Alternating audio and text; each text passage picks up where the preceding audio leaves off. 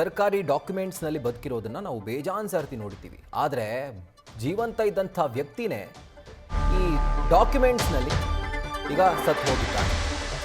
ಜೀವಂತ ಇರುವಂಥ ವ್ಯಕ್ತಿಯ ಹೆಸರಲ್ಲಿ ಮರಣ ಪ್ರಮಾಣ ಪತ್ರವನ್ನು ತಹಶೀಲ್ದಾರ್ ಕಚೇರಿಯ ಸಿಬ್ಬಂದಿ ಕೊಟ್ಟಿದ್ದಾರೆ.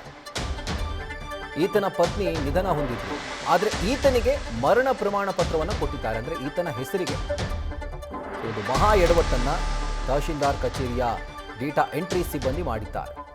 ಹಾವೇರಿಯ ರಟ್ಟಿಹಳ್ಳಿ ತಹಶೀಲ್ದಾರ್ ಕಚೇರಿ ಸಿಬ್ಬಂದಿ ಒಂದು ಮಹಾ ಎಡವಟ್ಟನ್ನು ಮಾಡಿದ್ದಾರೆ. ಬದುಕಿರುವಂಥ ವ್ಯಕ್ತಿಯನ್ನು ಡಾಕ್ಯುಮೆಂಟ್ಸ್ನಲ್ಲಿ ಸಾಯಿಸಿಬಿಟ್ಟಿದ್ದಾರೆ.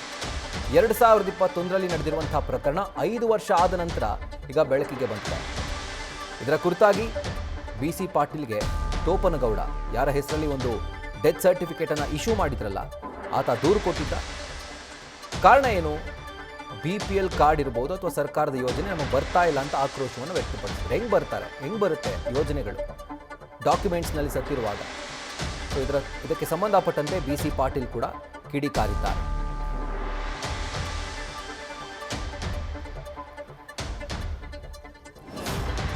ಹೆಂಡತಿ ಸತ್ತು ಹೋಗಿದ್ದಾಳೆ, ಆಕೆಯ ಹೆಸರಲ್ಲಿ ಡೆತ್ ಸರ್ಟಿಫಿಕೇಟ್ ಕೊಡಿ ಅಂತಂದರೆ ಬದುಕಿರುವಂಥ ತೋಪನಗೌಡ ಹೆಸರಲ್ಲೇ ತಹಶೀಲ್ದಾರ್ ಕಚೇರಿಯ ಡೇಟಾ ಎಂಟ್ರಿ ಸಿಬ್ಬಂದಿ ಎಡವಟ್ಟನ್ನು ಮಾಡಿ ಈತನ ಹೆಸರಿಗೇ ಡೆತ್ ಸರ್ಟಿಫಿಕೇಟ್ ಇಶ್ಯೂ ಮಾಡಿಬಿಟ್ಟಿದ್ದಾರೆ. ಸೊ ಒಂದು ಸರ್ತಿ ಡೆತ್ ಸರ್ಟಿಫಿಕೇಟ್ ಇಶ್ಯೂ ಆಯ್ತಂದರೆ ಅದು ರೆಕಾರ್ಡ್ಸ್ಗಳಲ್ಲಿ ತಿದ್ದುಪಡಿ ಆಗುತ್ತೆ. ಸೊ ಇವರಿಗೆ ಡೌಟ್ ಬಂತು, ಯಾಕೆ BPL ಯೋಜನೆಗಳು ಬರ್ತಾ ಇಲ್ಲ, ಸರ್ಕಾರ ಜಾರಿಗೆ ತರುವಂಥ ಯೋಜನೆಗಳು ನಮ್ಮನ್ನು ತಲುಪ್ತಾ ಇಲ್ಲ ಅಂತ. ಸೊ ಆಗ ಹೋಗಿ ಕ್ರಾಸ್ ಚೆಕ್ ಮಾಡಿದಂತಹ ಸಂದರ್ಭದಲ್ಲಿ ಅವ್ರಿಗೆ ಗೊತ್ತಾಗಿರುವಂಥದ್ದು ಅದೇನು ಅಂತಂದರೆ, ಅವರೇ ಸರ್ಕಾರಿ ದಾಖಲೆಗಳಲ್ಲಿ ಸತ್ತು ಹೋಗಿದ್ದಾರೆ ಅಂತ ಅವರ ಹೆಸರಲ್ಲಿ ಡೆತ್ ಸರ್ಟಿಫಿಕೇಟನ್ನು ಇಶ್ಯೂ ಮಾಡಿಬಿಟ್ಟಿದ್ದಾರೆ. ಸೊ BC ಪಾಟೀಲ್ ಅವರ ಗಮನಕ್ಕೆ ತಂದಿದ್ದಾರೆ. ಇದರ ಬಗ್ಗೆ ಅವರು ಕೂಡ ಕಿಡಿಯಾಗಿದ್ದಾರೆ.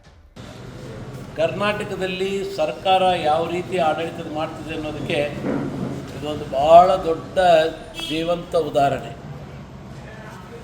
ಇವರ ಹೆಸರು ಮೋಪನಗೌಡ ಗುಬ್ಬಿ, ಸಿರಗಂಬಿ ಗ್ರಾಮದವರು, ರಟ್ಟಿಹಳ್ಳಿ ತಾಲೂಕು. ಇವರು ಅವರ ಶ್ರೀಮತಿಯವರು ತೀರ್ಕೊಂಡಿದ್ರು ಅಂಥೇಳಿ ಅವರ ಮರಣ ದಾಖಲೆ ಕೊಡಬೇಕು ಅಂತ ಒಂದು ಪತ್ರವನ್ನು ತಹಸೀಲ್ದಾರ್ ಕಚೇರಿಗೆ ಕೊಡ್ತಾರೆ. ಆದರೆ ದುರದೃಷ್ಟವಶಾತ್ ಈ ಸರ್ಕಾರ ಯಾವುದಪ್ಪ ಇದು ತಾಲೂಕು ರಟ್ಟಿಹಳ್ಳಿ ತಾಲೂಕು ಸಿರಗಂಬಿ ತಹಸೀಲ್ದಾರ್ ಆಫೀಸಿಂದ ಅವರ ಹೆಂಡತಿ ಮರಣದ ಬಗ್ಗೆ ಪತ್ರ ಕೇಳಿದರೆ ಮೋಪನಗೌಡರು ಮರಣ ಪತ್ರ ಕೊಟ್ಟಿದ್ದಾರೆ, ಮರಣ ಪತ್ರ ದಾಖಲೆಯನ್ನು ಕೊಟ್ಟಿದ್ದಾರೆ. ಇದು ಎಂಥ ದುರ್ದೈವ! ಅವರ ಹೆಂಡತಿ ಮರಣ ಪತ್ರವನ್ನು ಕೇಳಿದರೆ ಗಂಡ ಯಾರು ಕೇಳಿದ್ದಾರೆ ಅವರಿಗೆ ಅವ್ರ ಮರಣದ್ದೇ ಪತ್ರವನ್ನು ಕೊಟ್ಟಂಥ ಹೇಯ ಕೃತ್ಯ, ನಾಚಿಕೆಗೇಡಿನ ಸಂಗತಿ ಈ ಸರ್ಕಾರದಲ್ಲಿ ಆಗಿದೆ. ಇವತ್ತು ಅವರ FID ರದ್ದಾಗಿದೆ, ಅವರ ರೇಷನ್ ಕಾರ್ಡ್ ರದ್ದಾಗಿದೆ.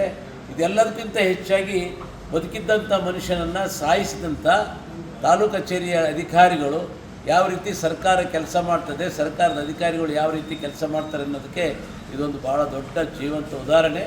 ಸರ್ಕಾರ ತಲೆ ತಗ್ಗಿಸಬೇಕು ಮತ್ತು ಈ ಅಧಿಕಾರಿಗಳ ಮೇಲೆ ಶೀಘ್ರ ಕ್ರಮಗಳನ್ನು ಕೈಗೊಂಡು ಈ ರೀತಿ ಆಗುವಂಥ ಅನ್ಯಾಯವನ್ನು ತಡೆಗಟ್ಟಬೇಕು ಅಂತ ನಾನು ಈ ಮೂಲಕ ಸರ್ಕಾರವನ್ನು ಆಗ್ರಹಿಸ್ತೇನೆ. ಇದರ ಕುರಿತಾಗಿ ಡೀಟೇಲ್ಸನ್ನು ಕೊಡ್ತಾರೆ ನಮ್ಮ ಪ್ರತಿನಿಧಿ ಶಿವಾನಂದ್. ಈಗ ಫೋನು ಮುಖಾಂತರ ಜಾಯಿನ್ ಆಗ್ತಾ ಇದ್ದಾರೆ. ಶಿವಾನಂದ್, ಈಗ ಬದುಕಿರುವಂಥ ವ್ಯಕ್ತಿಗೇನೆ ಈ ರೀತಿಯಾಗಿ ದಾಖಲೆಗಳಲ್ಲಿ ಸಾಯಿಸ್ಬಿಟ್ಟಿದ್ದಾರಲ್ಲ ಅಂತ ಇವರು ಕೆಲಸ ಮಾಡುವಂತಹ ಸಂದರ್ಭದಲ್ಲಿ ಇವರ ಜ್ಞಾನ, ಇವರ ಕಣ್ಣು ಈ ಸಿಬ್ಬಂದಿಗಳು ಎಲ್ಲಿಟ್ಕೊಂಡಿರ್ತಾರೆ ಅಂತ?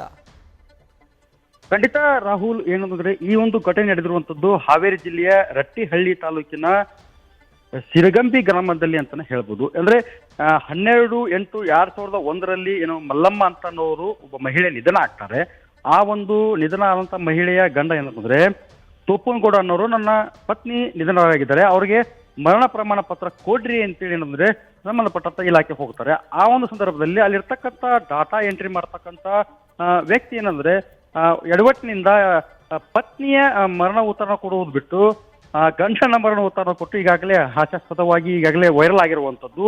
ಈ ಕುರಿತು ಏನಂದ್ರೆ BC ಪಾಟೀಲ್ ಅವರು ಕೂಡ ಪ್ರತಿಕ್ರಿಯೆ ಕೊಟ್ಟಿರುವಂಥದ್ದು. ಅಂದ್ರೆ ಯಾವ ರೀತಿಯಲ್ಲಿ ಈ ಒಂದು ತಾಲೂಕಾ ಕಚೇರಿಗಳಲ್ಲಿ ಅಧಿಕಾರಿಗಳಾಗಿರ್ಬೋದು, ಸಿಬ್ಬಂದಿಗಳಾಗಿರ್ಬೋದು ಕರ್ತವ್ಯವನ್ನು ನಿರ್ವಹಿಸ್ತಾರೆ ಅನ್ನುವಂಥ ಒಂದು ಉದಾಹರಣೆಯನ್ನಿಟ್ಟು ಈಗ BC ಪಾಟೀಲ್ ಅವರು ಆಕ್ರೋಶವನ್ನ ಹೊರ ಹಾಕಿರುವಂಥದ್ದು. ರಾಹುಲ್, ಜೊತೆಗೆ ಏನಂದ್ರೆ ಈ ಒಂದು ಎಡವಟ್ಟಿನಿಂದ ತೋಪನಗೌಡ ಅಂತಕ್ಕಂಥ ಕುಟುಂಬಕ್ಕೆ ಅವರಿಗೆ ಬರ್ತಕ್ಕಂಥ ರೇಷನ್ ಆಗಿರ್ಬೋದು, ಸಿಗ್ತಕ್ಕಂಥ ಸೌಲಭ್ಯಗಳಾಗಿರ್ಬೋದು, ಸರ್ಕಾರದಿಂದ ಸಿಕ್ಕತಕ್ಕಂಥ ಯಾವುದೇ ಸೌಲಭ್ಯಗಳು ಸಿಗ್ತಾ ಇರತಕ್ಕಂಥ ಹಿನ್ನೆಲೆಯಲ್ಲಿ ಈಗ ಅವರು ಹೋರಾಟಕ್ಕೆ ಮುಂದಾಗಿರುವಂಥದ್ದು. ಏನಂದ್ರೆ ಆ ಮಾಡಿರ್ತಕ್ಕಂಥ ಎಡವಟ್ಟನ್ನು ಸರಿಪಡಿಸಿಕೊಂಡು ನಮಗೆ ಸಿಗಬೇಕಾದಂಥ ಸೌಲಭ್ಯಗಳನ್ನ ಕೊಡ್ರಿ ಅಂತೇಳಿ ಈಗ ಅಧಿಕಾರಿಗಳ ಮೊರೆ ಹೋಗಿರುವಂಥದ್ದು Rahul. Right Shivanand, thank you ಡೀಟೇಲ್ಸ್ಗೆ.